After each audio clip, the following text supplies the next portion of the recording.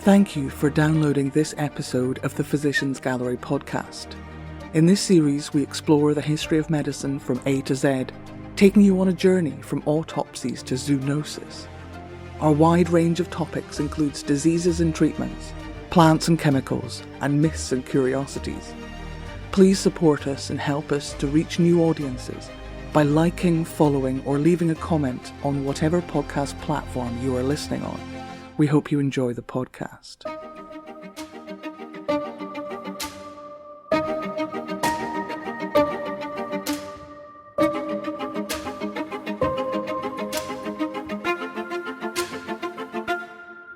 So welcome to the podcast as we explore the history of medicine from A to Z.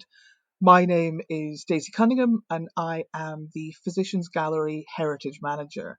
And I'm Olivia Howarth and I'm a volunteer with the Physicians Gallery. And we have made it as far as I. So I'm going to start off with a big one. I'm going to talk about insomnia. To talk about insomnia, I probably need to start off by talking about the history of sleep cycles. So insomnia has had different meanings through history. What we expect normal sleep to look like has not always been the same. In more ancient cultures, quite often, particularly thinking of ancient Greece, too much sleep was a sign of low status. Plato argued that people who were high status, citizens, people with property, should sleep less than slaves. Sleep was dead time, and if you were a successful person, you should be having as little sleep as possible. And I feel like that idea hasn't fully gone away. I mentally associate this with Margaret Thatcher in particular, bragging about the fact that she would only have 4 or 5 hours sleep a night. So it was seen as something that was still seen as something that is a sign that you are a very productive and successful person by some people. The Romantic poets, William Blake, people like that, viewed nighttime as the creative time. And I feel like, again, some of that probably still resides in our mindset, that there's something unconventional and subversive about being awake all night and creating art at night, whereas daytime is owned by the rational, logical 9-to-5ers. So there's sort of a conscious decision to be nocturnal because that somehow makes you more creative, more intellectual. But getting away from that high status side of things, the other important side of things when we're talking about insomnia and sleep cycles is the two sleeps. This is the idea particularly studied by a historian, Roger Eckrich, about 20 years ago, the two sleep cycle that most people, in Western Europe at least, used as their normal sleep cycle. So your night was divided into 2 halves, a first and a second sleep, with a time in between which was known often as the watch. And he discovered this 2 sleep cycle when he was researching court records, and he found a case where a woman had been murdered when she left her home during the watch. And it was referenced in this very casual way, as if everyone understood what that meant. And he started looking for it, and the more he looked, the more he found it was something that is almost everywhere. But because it's so casual, so day-to-day, so typical, no one had really focused on it or talked about it. So you can almost miss it when you're going through these sorts of records. But when you know what you're looking for, you start seeing more and more references to the watch and the fact that people had this 2-sleep cycle. And it seems to be something which has a long history. So he found references back as far as Virgil and as Homer. You find references in Chaucer. It seems to be particularly European. It doesn't seem to have been universal, but where it happened, it was very, very normal and very standard. So taking, for example, 1600s England, people would go to bed somewhere around 9 p.m., sleep for 2 or 3 hours, get back up for an hour or 2, and then go back to the second sleep. I like the idea of a 2-sleep day, but I think I'd probably want them further apart than like an hour or 2. I'm more into the siesta vibe. I feel like that's the time for your second sleep, to just kind of energize you for the afternoon and the evening. I need a siesta if I'm going to be a night owl. Yeah. So how you used your time, your time between your sleeps, depended really on who you were. So if you were well off, you might read, you might conduct business. If you were poor, you might use the time to check on the farmyard animals, do household tasks, things like that. And it was quite normal to not necessarily spend the time within the home. You might spend the time socializing. So you might go out and visit your neighbors. And if you were very pious, you would spend the time praying. And there were specific prayers that were written for this time. It was also particularly used for procreation. So for husbands and wives in poorer families, you would often be sharing a bed with many relatives. You would not have your own bed. So this time, the watch was the only time when you would have the bed to yourself. So this idea of two sleeps begins to fade out in the end of the 1600s, and it's almost entirely gone by the 1800s. We don't know entirely why that happens. One of the arguments, which does make a lot of sense, is that this is the beginning of artificial light. So you first have gaslight, then you have electric light. And that, combined with more structured working days, if you are working in an industrial society, your employer sets your hours for you. So you are told when to work, you have to fit your sleep around that time. But also you have artificial light, so you can create light whenever you want. You don't have to go to bed whenever it gets dark. So the two sleeps just sort of fades out over time as it stops being so realistic, is the argument, but nobody actually at the time wrote down and said, this is why I am doing this. And some historians have argued that the rise of insomnia as a phenomenon corresponds with the end of the first and second sleep. When you get rid of that idea, people become more concerned about sleeping in the few hours that they have in their new industrial world structured work time. And so insomnia rises as a phenomenon. Sleeplessness and insomnia are not necessarily the same thing. So the idea of sleeplessness can be traced at least back to Aristotle. This is the idea of on a given night you might not sleep, whereas insomnia is a much more long-term thing. So having a night where you can't sleep because you have a particular problem, or a week even, is different from the idea that this is a complaint that you have had for months and years, which is where we start thinking about insomnia.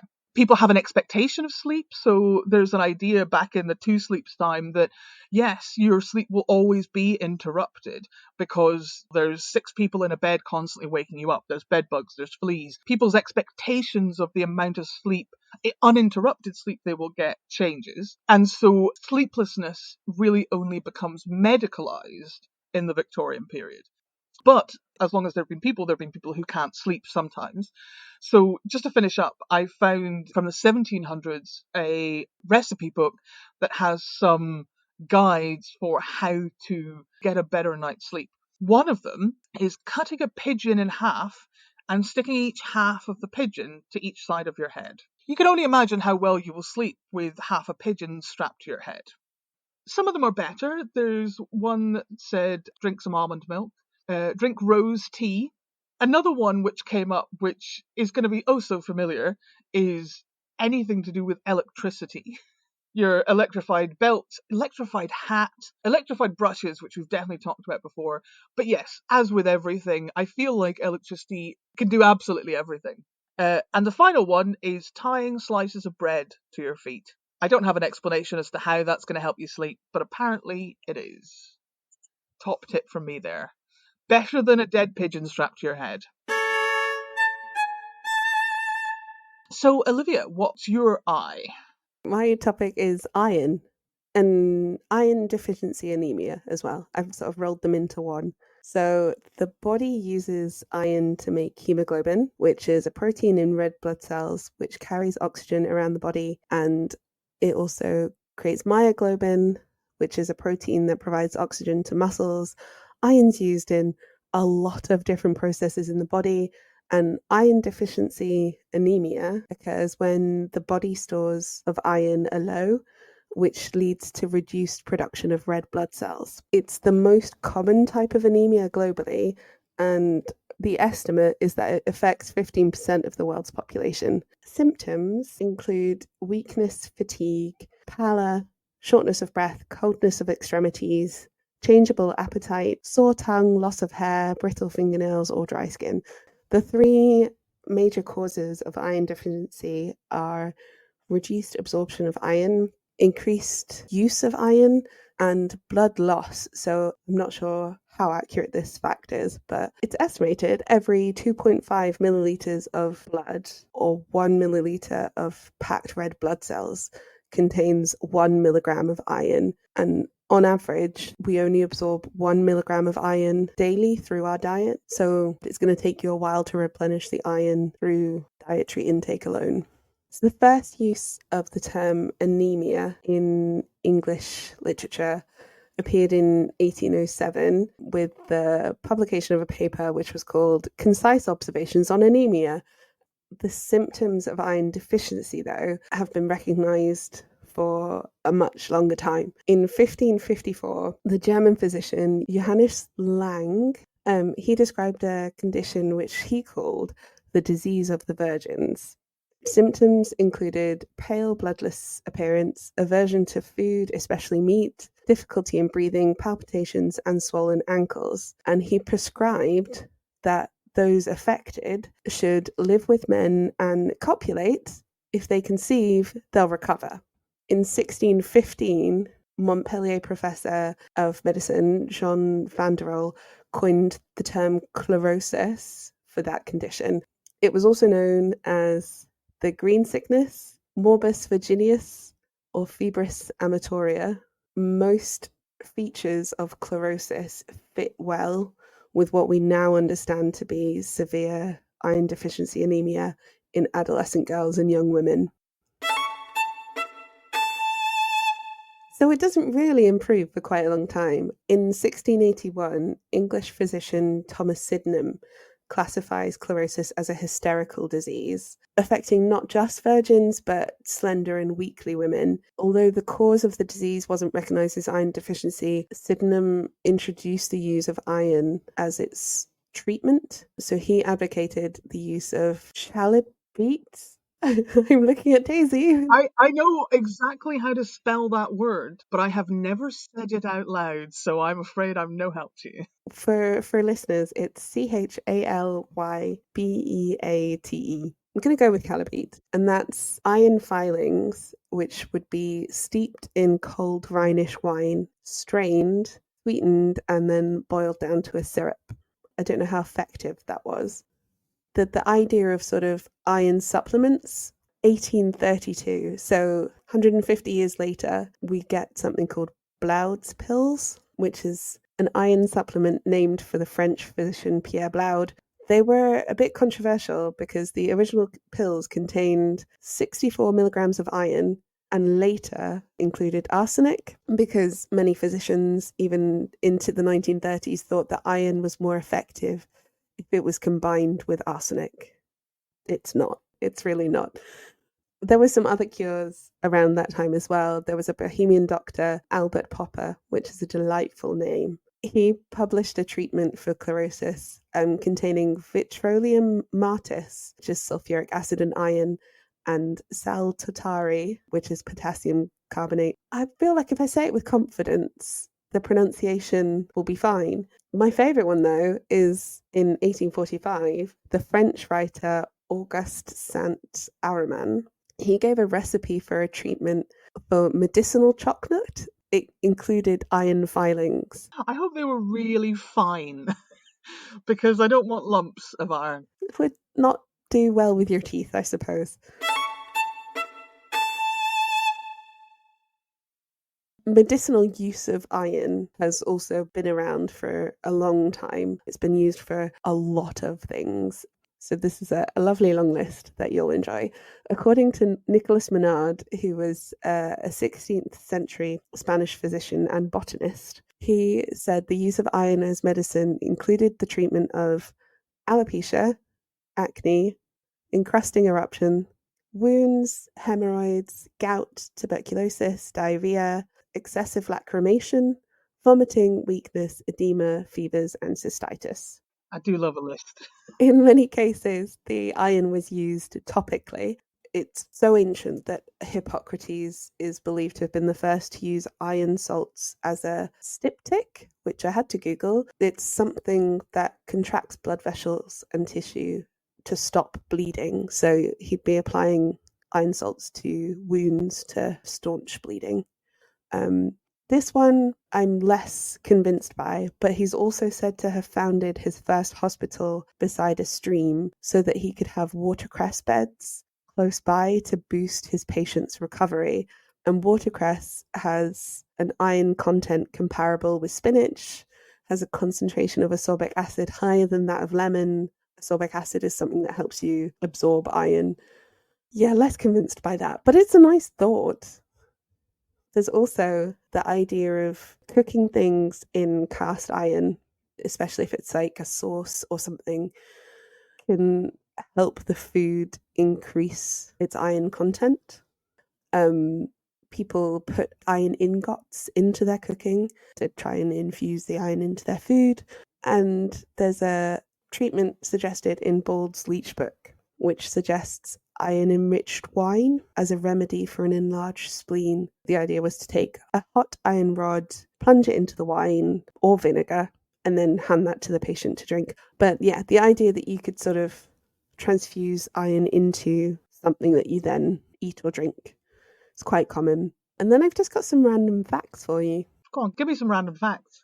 So in southern Italy, there's a tradition of eating horse liver that's been marinated in lemon juice because the liver's full of iron and the lemon juice has the ascorbic acid. So the combination of the two is believed that it would sustain recovery from illness and tiredness, possibly associated with anemia. There's an article in 1980 by Vern Barloff and Cameron Campbell, which concluded that early medieval women suffered from iron deficiencies triggered by poor nutrition and frequent childbearing. And it's that contributed to their average early age of death. Are you ending with the sentence early death?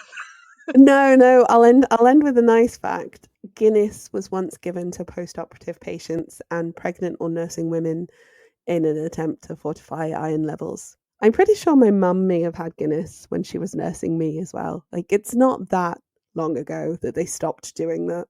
Definitely not recommended now. Yeah, there's supplements for that now. Yeah, it's sort of been debunked a bit, but the idea is that stout and Guinness in particular have a high iron content, which you need post childbirth. And the original Guinness was brewed with live yeast that did have that sort of high iron content, but I don't think it has as much as you might expect it does now. That's my fun facts. I feel like somehow you managed to, iron is a topic which sounds, it's a very simple word, iron, and yet it was filled with incredibly difficult pronunciations of names and things, so you powered through. Thanks. It did take a bit of powering through. There's some big important words in there. So I'm finishing up by looking at the itch. I'm not talking about itching, being itchy or scratching yourself. I'm talking about the disease that was known as the itch. As with any disease, when we're looking back at it historically, it's very difficult to say exactly what it is we're talking about.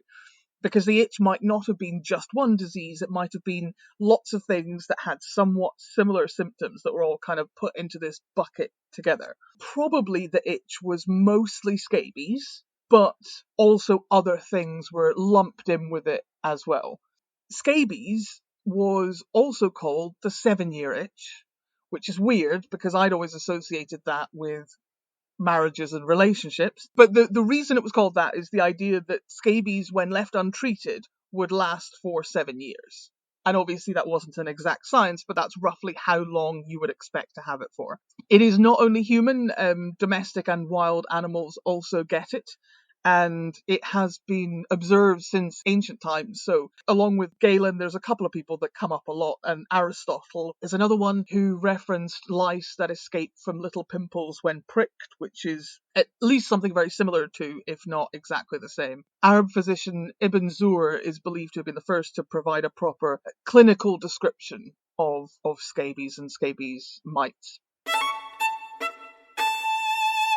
So, what is it? Well, it's passed from person to person through close contact. And because of that, it became particularly associated with poor people, people living in very, very cramped conditions, sharing a bed, swapping clothing, living in very densely populated areas. It was only in the mid-1800s that it was actually proven that it was the itch mite that caused scabies. So until then, there were a lot of different ideas about what the cause was.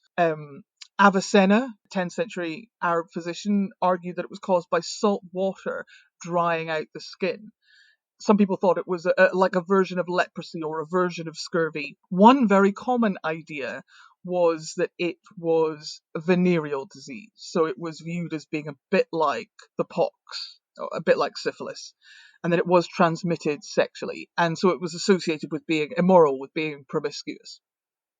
And one of the interesting things was the idea that certain diseases were associated with certain nationalities, that there's the French pox or the French disease. And so the English would view it as being this very French thing, and if you were in France, it was Spanish, and if you were in Germany, it was French, and so on. It's all tied into xenophobia, and while the pox might have been viewed in England as the French disease, the itch in England was viewed as the Scottish disease. So there was a lot of anti-Scottish sentiment tied into the itch. This idea that Scottish people were less clean, were more promiscuous, generally more disgusting in every conceivable way. And this was particularly in the 1600s and the 1700s, when there's wider political things that we won't get into going on between Scotland and England. And so in English satirical publications or print, it was called things like the Scotch itch and the Scotch fiddle. Itchland became a slang term for Scotland. The idea that everyone in Scotland had this or had this. There was also a very specific disease called Sibbons, which was particularly associated with Scotland. It was written about in a few medical publications, but surprisingly they couldn't find many examples of it because there's no indication that this is a real disease, because it was supposedly somehow a combination of syphilis and scabies, which, given that they are two very different diseases with very different causes, one's a sexually transmitted disease, one's caused by mites, of course, that can't happen. But this became another type of English propaganda that somehow if you were promiscuous and you were physically unclean, you could get this super disease. And so there's a bit of writing about this disease, Sibbons, but there was a real lack of actual examples. Usually when you have diseases that are studied, you will then have illustrations, especially skin diseases. There tend to be a lot of big volumes of dermatology from the Victorian period. There are almost no examples of any illustrations of Sibbons because it is essentially propaganda.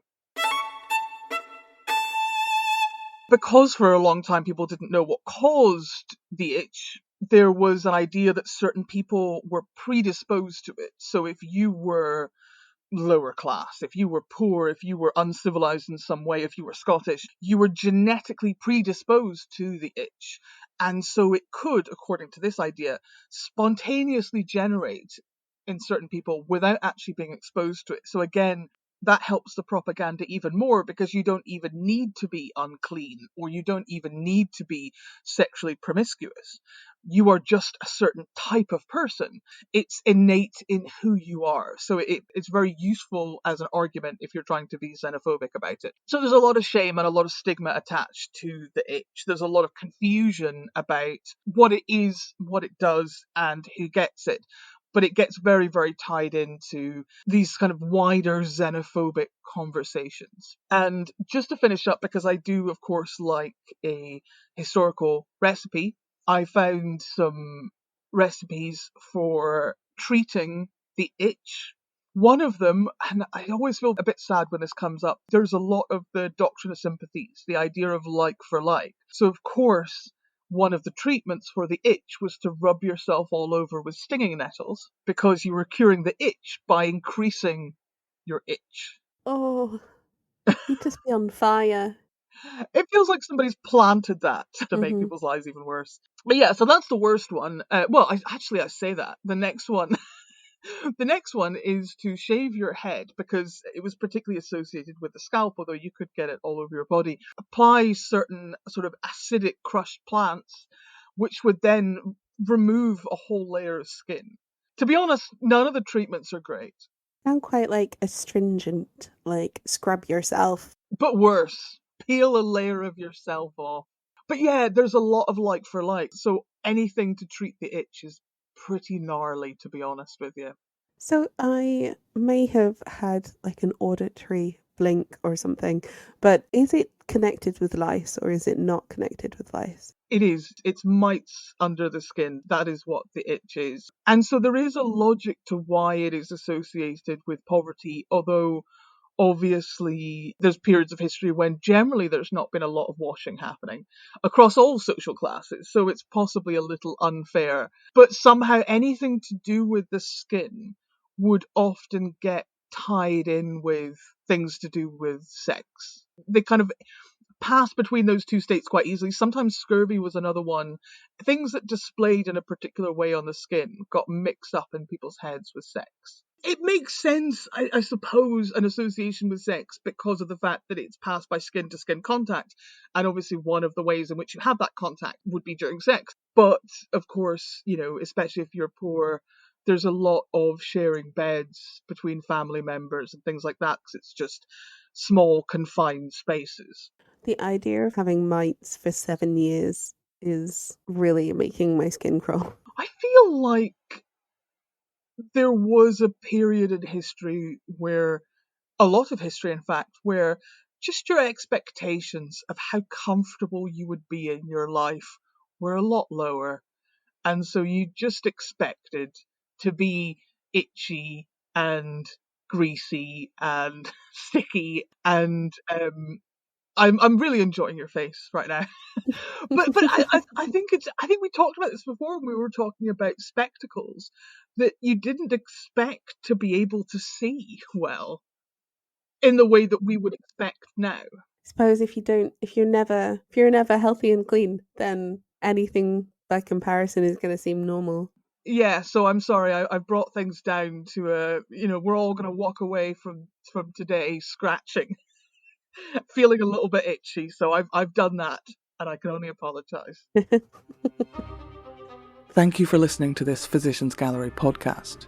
If you enjoyed this episode, please subscribe, click like, or leave a positive review or comment. We truly appreciate your support because it helps us reach more people. If you'd like to know more about the Physicians Gallery, our exhibitions and upcoming events, please check out our website and social media pages. Links are in the description for this episode. Thank you.